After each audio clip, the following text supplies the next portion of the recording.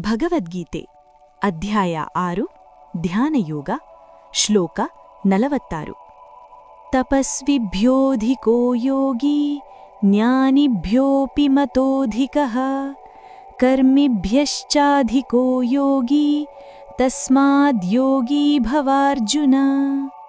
ಕನ್ನಡಾನುವಾದ: ತಪಸ್ಸು ಮಾಡುವವರಿಗಿಂತ ಯೋಗಿ ಶ್ರೇಷ್ಠನು, ಜ್ಞಾನಿಗಳಿಗಿಂತಲೂ ಅವನು ಶ್ರೇಷ್ಠನೆಂದು ನಾನು ಭಾವಿಸುತ್ತೇನೆ.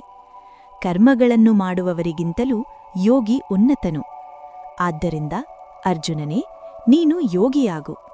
ಅರ್ಥ: ತಪಸ್ಸು, ಜ್ಞಾನ ಅಥವಾ ಕರ್ಮ ಇವು ಪ್ರತಿಯೊಂದು ಆತ್ಮೋನ್ನತಿಗೆ ದಾರಿಯಾದರೂ ಯೋಗವು ಅವುಗಳೆಲ್ಲವನ್ನೂ ಒಟ್ಟುಗೂಡಿಸುವ ಸಂಪೂರ್ಣ ಮಾರ್ಗವಾಗಿದೆ.